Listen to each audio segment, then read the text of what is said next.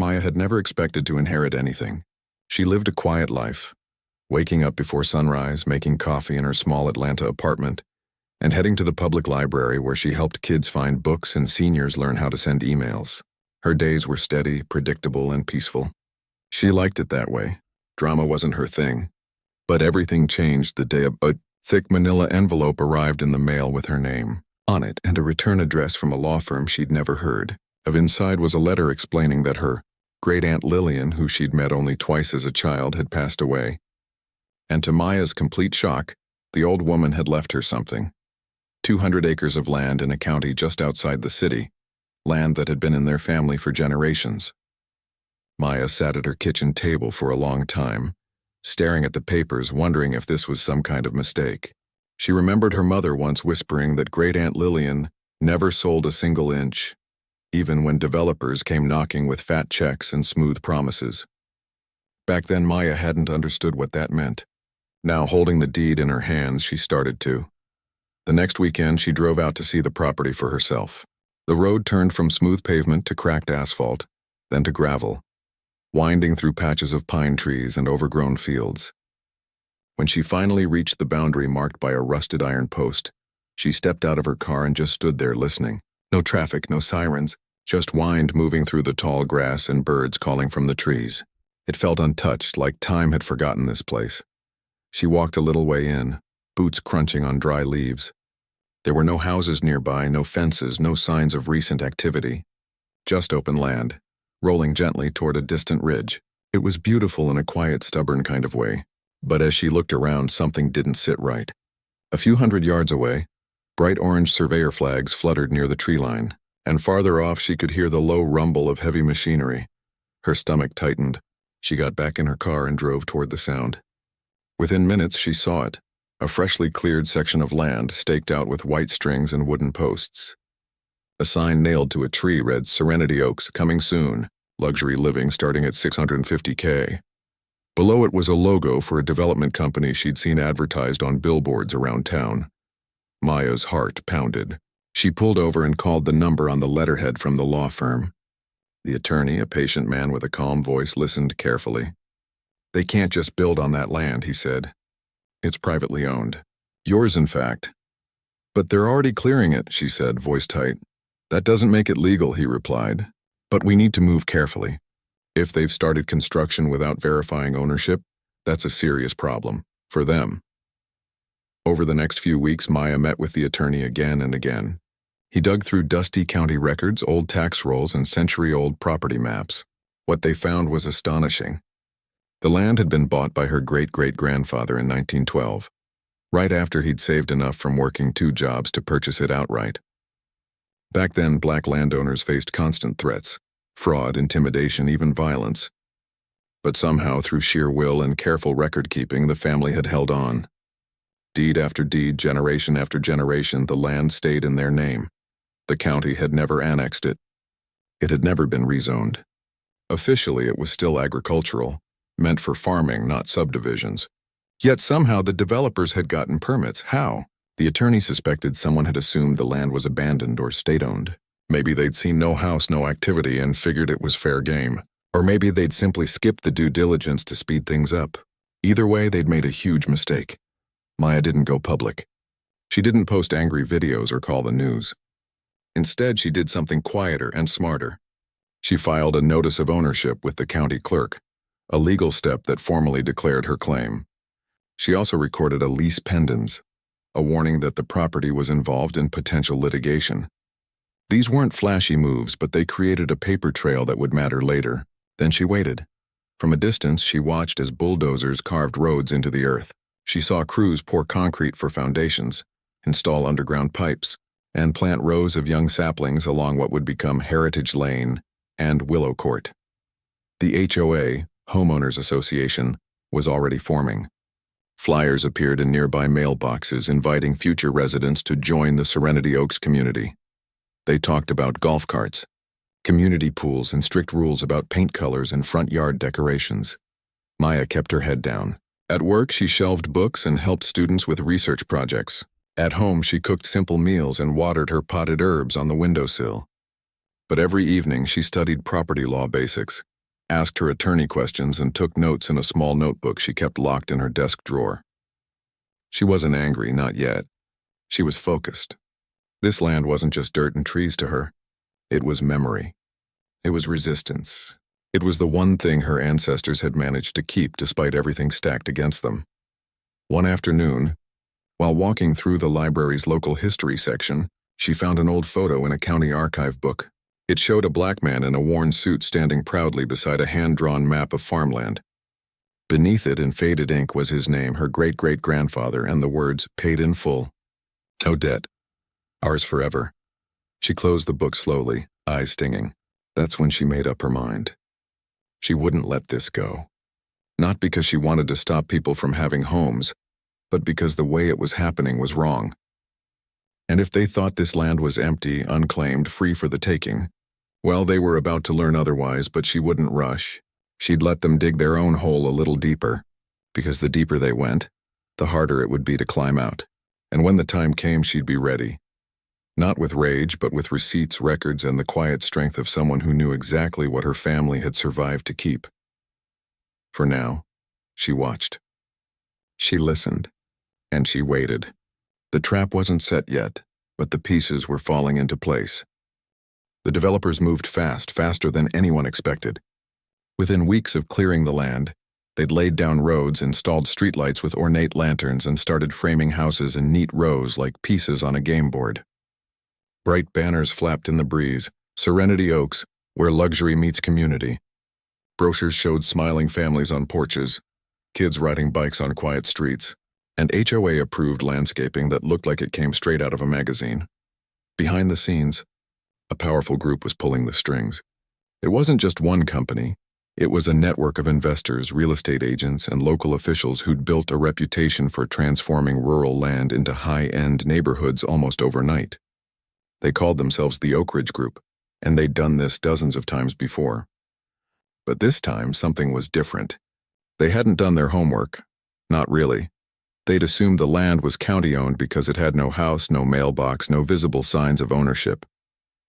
Tax records showed payments had been made for decades, but under an old family trust name that didn't pop up in quick online searches. The zoning was technically agricultural, but someone in the planning department had stamped it conditionally approved for residential use, after a brief phone call and a handshake. No one double-checked the deed. No one asked who actually owned it. They just saw open space and dollar signs. The HOA formed before a single family even moved in. They drafted bylaws thicker than a phone book, rules about garage door colors, the height of hedges, even what kind of holiday lights were allowed. They hired a management company, set up a website, and started collecting dues from future homeowners as part of their purchase agreements. Everything looked official, polished, and airtight. To the buyers, it felt like joining an exclusive club, one with security gates, community events, and a promise of order. Meanwhile, Maya kept her distance. She didn't confront anyone. She didn't show up at planning meetings or post warnings on social media. Instead, she met weekly with her attorney in a quiet cafe downtown, always sitting in the back booth. They pored over construction permits, zoning variances, and HOA incorporation papers. Every document they reviewed confirmed what they suspected. The developers had acted as if the land was theirs, but legally it never was. What surprised Maya wasn't just their carelessness, it was their confidence.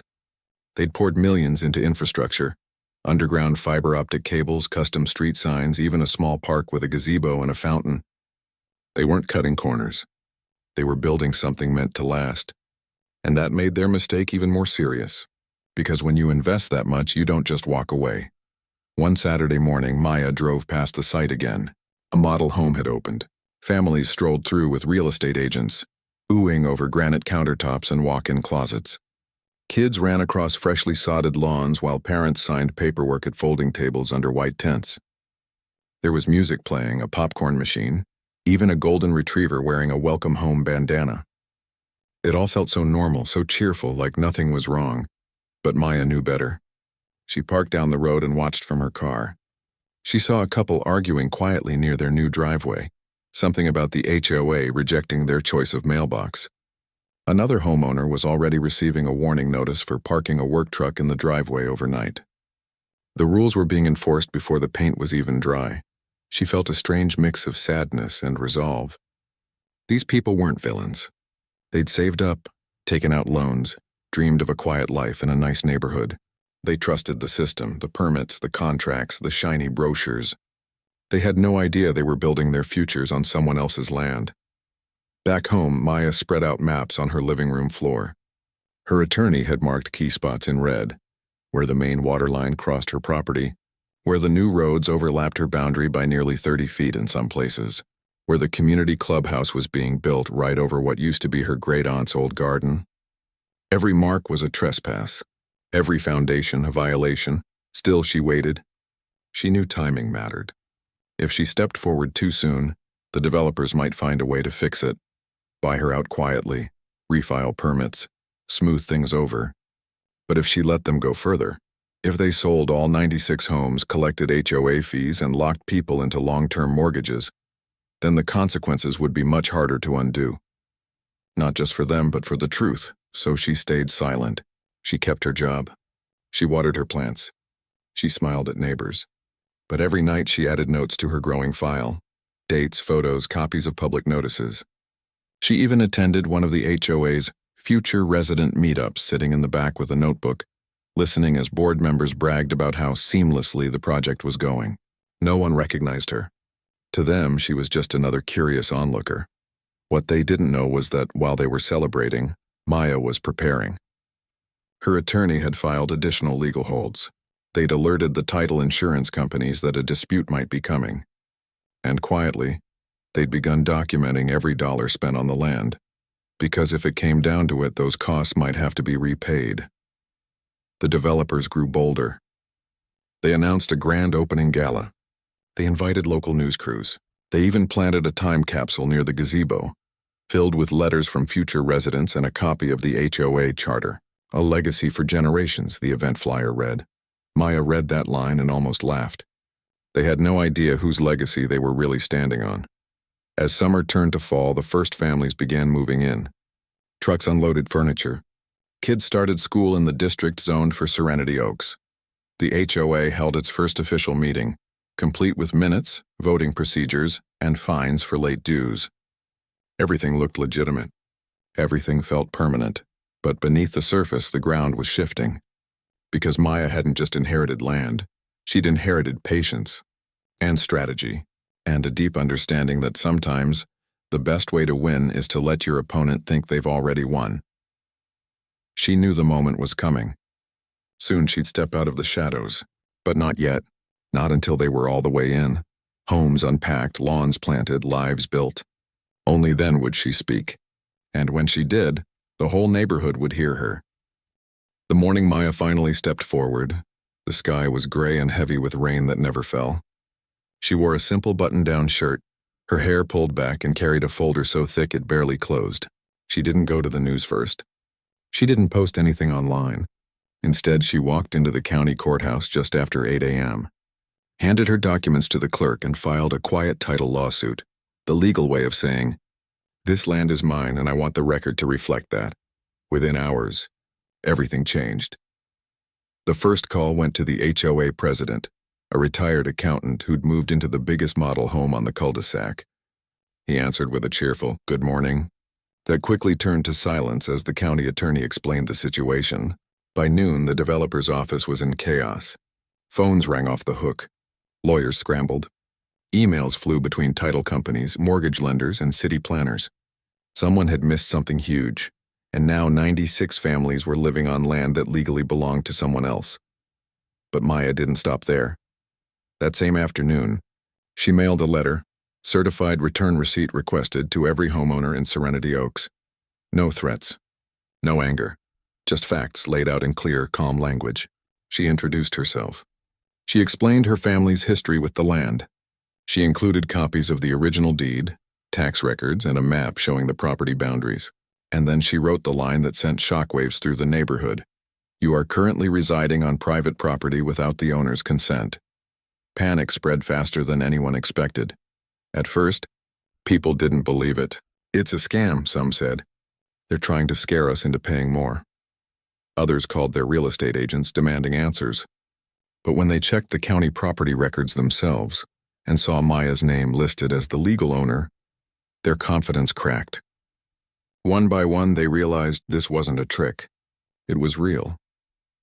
The HOA held an emergency meeting that night in the clubhouse, the very building sitting on what used to be Great Aunt Lillian's rose garden. Nearly every homeowner showed up, some still in work clothes, others clutching printouts of the deed. Voices rose in confusion, fear, even anger. How could this happen? Someone shouted. We did everything by the book. Another asked, are we going to lose our homes? Outside news vans began to gather. A local reporter had gotten wind of the lawsuit and showed up with a camera crew. At first, the HOA tried to control the narrative, issuing a statement saying they were confident in their due diligence, and that this was likely a misunderstanding. But when the reporter asked to see the title, verification documents, and the HOA couldn't produce them, the story took off. By the next morning, it was all over local news. Subdivision built on private land, owner steps forward. The headline alone sent ripples through real estate circles. Title insurers froze new policies for the area. Mortgage lenders paused refinancing. Even the county planning department launched an internal review. But the most powerful moment came not in a courtroom or a press conference. It came at a small coffee shop on the edge of town. Maya agreed to meet with 3 homeowners who'd reached out through her attorney. They weren't angry. They were scared. One woman had just retired and used her life savings to buy her dream home. A young couple had moved in with their newborn, painting the nursery yellow just last week. They didn't want to fight. They just wanted to know what happens to us. Maya listened. She didn't interrupt. She let them talk, cry, ask questions. Then she said something that surprised them. I don't want you to lose your homes. She explained that her issue wasn't with the families, it was with the people who built without checking who owned the land. You trusted the system, she said gently. I get that. But the system failed you, and it tried to erase my family's history in the process. That conversation changed everything. Word got around that Maya wasn't out for revenge. She wasn't demanding evictions or overnight moves. She was offering a path forward, but on fair terms. And that gave people hope. Meanwhile, the developers scrambled. They hired a high-powered law firm, released a statement blaming outdated records, and even tried to negotiate a quick buyout behind closed doors. But Maya's attorney held firm. You built 96 homes on land you never owned, he told them flatly. That's not a paperwork error. That's trespassing on a massive scale. The court date was set, and as it approached, more details came out. It turned out the developers had never ordered a full title search, just a quick preliminary check that missed the family trust. They'd relied on verbal assurances from a county employee who later admitted he assumed it was public land. The permits were based on incomplete information. Every layer of the project, it seemed, was built on sand. Back in Serenity Oaks, the mood shifted. The HOA board fractured. Some members wanted to fight Maya in court. Others begged for a deal. Homeowners started talking to each other, not through official channels, but over fences at the mailbox and group chats. They realized they'd been sold a fantasy, and now they had to face reality together. Then came the day Maya did something unexpected. She walked into the neighborhood, not with lawyers or cameras, but alone. She carried a stack of letters, one for each home. Inside was a simple offer, a renewable 1-year lease agreement at fair market rate with an option to renew. No fines, no retroactive dues, no sudden changes, just a chance to stay, legally, peacefully, and with respect. For many, it felt like a lifeline. Not everyone accepted right away. Some were still angry. Others were waiting to see what the court would decide. But for the first time since the news broke, there was a sense that this might not end in disaster. And through it all, Maya remained steady. She wasn't smiling for cameras or giving fiery speeches. She was just a woman who'd been handed a burden and chose to carry it with grace. She knew this wasn't just about land. It was about truth, about accountability, and about making sure that when history repeated itself this time, the right people were heard. The trap hadn't been cruel. It had been careful. And now, with every homeowner reading her letter, with every news story quoting her calm words, the real reckoning began, not with chaos, but with clarity. The courtroom wasn't grand like in the movies, just a plain room with wooden benches, flickering fluorescent lights, and a judge who looked like he'd rather be anywhere else. But what happened inside would echo far beyond those walls. Maya sat quietly at the plaintiff's table, her hands folded, her expression calm. Across the aisle, the developer's legal team shuffled papers, whispered to each other, and occasionally shot glances her way like they couldn't believe she was really here. To them, she was an inconvenience, a librarian with a stack of old papers standing in the way of millions. But to the families watching from the gallery, she was something else entirely, the only person who'd told them the truth. The judge didn't waste time. He'd already reviewed the filings, the deeds, the zoning maps, and the county's own records. Within minutes, he cut through the noise. "You built 96 homes," he said, looking directly at the lead developer, "on land you never verified ownership of. Is that correct?" The man shifted in his seat. "We relied on public records and assurances from local officials. Did you run a full title search?" The judge interrupted a pause. "Not a full one, no." The courtroom went still. That single admission unraveled everything. Under state law, anyone building on private land without permission isn't just mistaken. They're liable. And because the developers had acted as if the land was theirs, profiting from sales, collecting fees, and enforcing HOA rules, the court ruled they'd committed unjust enrichment. In plain terms, they got rich off something that didn't belong to them. The judge didn't order the homes torn down. That would have punished the wrong people. But he did something just as powerful. He confirmed Maya as the sole legal owner. He voided all HOA claims over the property, and he ordered the developers to pay for the legal mess they'd created, including potential compensation for homeowners who'd been misled. Outside the courthouse, cameras flashed. Reporters shouted questions. But Maya didn't stop for interviews. She walked straight to her car, got in, and drove home. She didn't need headlines. She needed peace.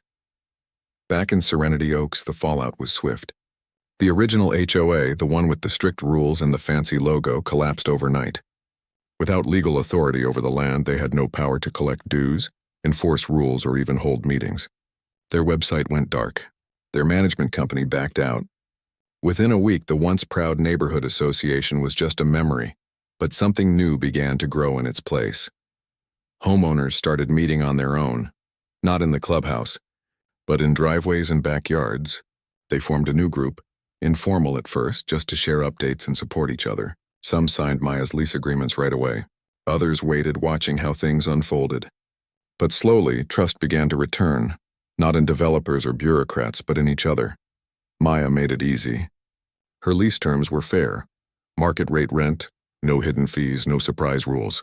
She even offered help connecting with legal aid for those worried about their mortgages. She wasn't trying to profit. She was trying to heal. Meanwhile, the developers faced a different kind of reckoning. Their investors pulled out. Their reputation crumbled. Lawsuits piled up, not just from Maya, but from furious homeowners who'd lost equity, paid for worthless HOA memberships, or faced loan complications. Their insurance company refused to cover the losses, calling it failure to perform basic due diligence. One by one, their projects stalled. Their offices emptied. The name Oak Ridge Group became a cautionary tale in real estate circles. But the real victory wasn't in their downfall. It was in what rose from the ashes. Maya used part of the settlement money to do something unexpected. She hired a local surveyor, not to redraw boundaries, but to mark them with care. She placed simple stone markers along the property lines, each engraved with a single word: remember. She also funded a small historical plaque near the old garden site, telling the story of her great-great-grandfather who bought the land in 1912, and the generations who protected it through Jim Crow redlining and quiet erasure. Kids from the neighborhood started visiting the site on school field trips. Teachers used it as a lesson in property rights, history, and what it means to belong to a place. Maya never asked for credit. She just made sure the truth was visible. At home, she kept her routine: library shifts, evening walks, Sunday calls with her mother. But now, when she drove past Serenity Oaks, she saw something different. Not a monument to greed, but a community learning to rebuild on honest ground. One evening, a group of homeowners knocked on her door. They'd brought a basket of zucchini from their gardens and a handwritten note. "Thank you for giving us a chance," it read. "We'll take better care of this place now." She invited them in for tea. They talked for hours. Not about deeds or lawsuits, but about kids, weather, and the best way to keep squirrels out of bird feeders. It was ordinary, human, real. That's when Maya knew the trap hadn't been about punishment. It had been about restoration. She hadn't wanted to destroy lives. She'd wanted to protect a legacy, and in doing so, she'd given others a chance to build one too. The land wasn't just hers anymore. It was shared, respected, and finally seen for what it truly was. Not empty space to be claimed, but sacred ground to be honored. And as the sun set over the ridge, casting long shadows across the fields, Maya walked out to the edge of her property and stood where her great-aunt once stood, quiet, steady, and unbroken.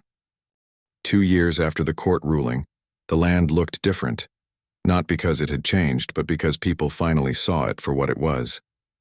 The streets of Serenity Oaks were still there. The houses still stood, but the air felt lighter. The rigid rules were gone. No one got fined for leaving a trash can out too long, or planting sunflowers instead of boxwood hedges. In their place was something quieter, stronger, a real neighborhood built not on contracts but on care. Maya didn't live in the subdivision.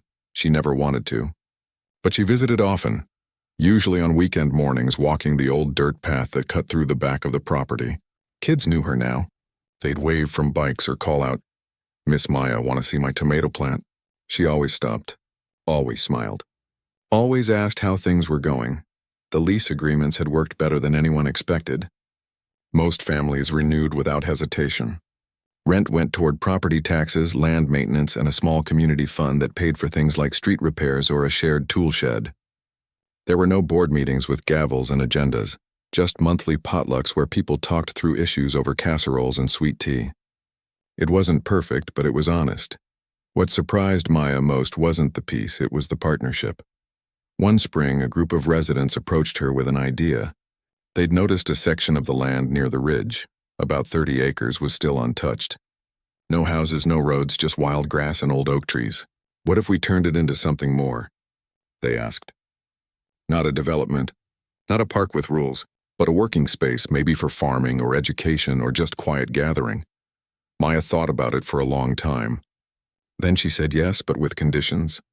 Whatever happened on that land had to honor its history, and it had to be led by people who understood what it meant to be rooted. That's how the Cedar Ridge Land Trust was born. She didn't run it herself. Instead, she worked with a local cooperative of black farmers, many of whom had been pushed out of agriculture decades ago by unfair lending and land grabs. Together they cleared a small portion of the field, not with bulldozers, but with hands, hoes, and borrowed tractors. They planted rows of collards, okra, sweet potatoes, and heirloom corn. They built a compost system, installed rain barrels, and taught weekend workshops on soil health and seed saving. School groups came to learn where food really comes from. Elders shared stories of farming in the Jim Crow South. Teenagers earned summer credits by tending the plots, and every harvest, part of the yield went to the local food pantry. Maya stood back and watched it grow, not just the crops, but the connections. She saw a retired teacher teaching kids how to save bean seeds. She saw a young couple who'd almost lost their home now leading a composting demo. She saw her great-aunt's land feeding people again, not with money but with meaning. The story didn't stay local for long. State lawmakers took notice. How could a single oversight, a failure to check a deed, lead to such a massive legal reversal?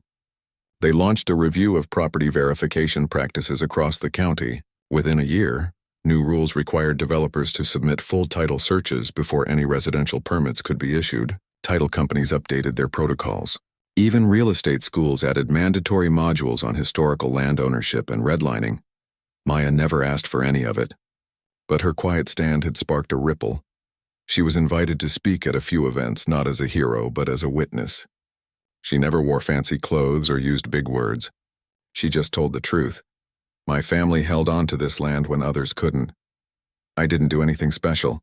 I just refused to let it disappear. Back home, life settled into a new rhythm. She still worked at the library, though now kids sometimes asked, "Are you the landlady?" She'd laugh and say, "I'm just someone who reads a lot and pays attention."